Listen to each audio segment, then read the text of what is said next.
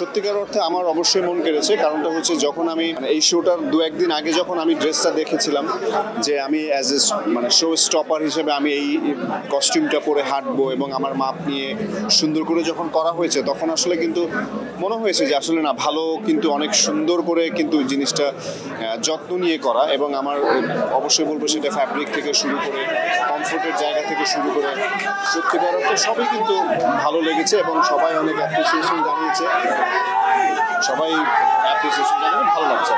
না বেসিক্যালি যেটা প্ল্যানিং করা সেটা হচ্ছে কস্টিউমের সাথে সেটা চুল এবং সানগ্লাস তারপরে গেট আপটা একটু ডিফারেন্ট করতে হয়েছে কস্টিউমটার কারণে। আমার কাছে মনে হয় যে কস্টিউমটার সাথে তাল মিলিয়ে চলার জন্য যদি চলা যায় সেটাই তো আসলে ফ্যাশন, যে আমরা সুন্দর ড্রেসের সাথে কি পরবো না পরবো, কোনটার সাথে কি পরবো না পরবো, এটাই তো ফ্যাশন। সো আজকে ঢাকা ফ্যাশন ডেতে একটু ফ্যাশনেবল কোনো কিছু না পড়লে কেমন লাগে। আমার তো গত কিছুদিন আগে ছবি রিলিজ হলো এবং সেটা হচ্ছে যে ছবির প্রচারণা থেকে শুরু করে সব কিছুর সাথে ইনভলভ আছে এবং হয় না যে মানে কাজের ব্যস্ততার মধ্যে দেখা যায় যখন একটা প্ল্যানিং থাকে যে আমি এই টাইমে আমার এই ছবির জন্য প্রচুর সময় দেব, প্রচুর কাজ নিয়ে ব্যস্ত থাকবো।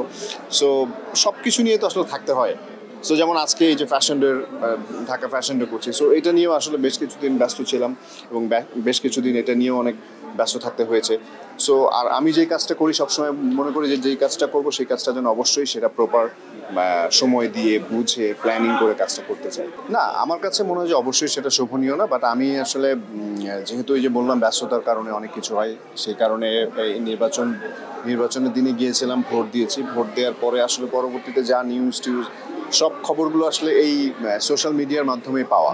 সো এইটার ভেতরে অত ডেপথে আসলে আমি একদমই নেই এবং এত ডেপথে যেতেও চাই না আসলে। এখন এফডিসি থেকে বাইরে চলে যাচ্ছে তা না, অবশ্যই এফডিসির এখনও যে সেট আপ আছে, এফডিসি যে ক্যামেরা, এফডিসি যে সাউন্ড, এফডিসি যে যেখানে এডিটিং, ডাবিং, কালার যা কিছু হয় সেগুলো কিন্তু অনেক অত্যাধুনিক এবং সেটা আমাদের বাংলাদেশে একটা ব্যক্তি মালিক বিজনেসম্যান হিসেবে সেটা কিন্তু কেনাটা যতটা কষ্টের, একজন গণপ্রজাতন্ত্রী বাংলাদেশ সরকারের সেটা কিন্তু একদম নর্মাল একটা বিষয়। সো আমাদের কাছে এফডিসিতে যে পরিমাণ ইকুইপমেন্ট এবং যে পরিমাণ জিনিসগুলো আছে সেগুলো কিন্তু অনেক অত্যাধুনিক এবং ওগুলোতে কাজ হচ্ছে, এগুলো তো অনেক হচ্ছে। বাট আমার কাছে মনে হয় যে আরও হওয়া উচিত। আমরা যেহেতু একটা সময় এফডিসির একদমই এফডিসি থেকে শুরু করে একদম শেষ পর্যন্ত এফডিসি হতো, এখন যেটা হচ্ছে গল্পের একটু প্যাটার্নটা চেঞ্জ হয়েছে, মানুষ একটু র জিনিস দেখতে চায়, এখন একটু বিগ ক্যানভাসের জায়গায় দেখতে চায়। সো সেই জায়গাগুলোতে আমরা আগে যেমন কলেজ বা ইউনিভার্সিটি বা হসপিটাল শুটিং করলে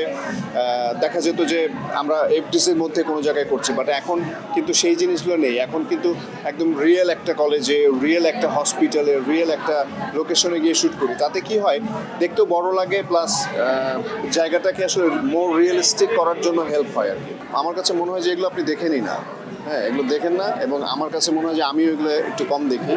সো এগুলো দেখলে আমার কাছে মনে হয় যে আমার আপনার যে পয়েন্ট এবং আমার আপনার পয়েন্টগুলো মানে আমার আপনার যে সম্পর্ক, সেই সম্পর্কটা কি সিনেমারই সম্পর্ক। আমি একটা সিনেমা করব, একটা সিনেমার নিউজ আপনি করবেন, আমি আপনাকে বলবো যে ভাই আমি এই কাজটা করতেছি। এই জিনিসগুলো আসলে আমার কাছে মনে হয় যে এটা মানে যতটুকু অ্যাভয়েড করা যায়, মেন্টালি যতটা শান্তিতে থাকা যায়।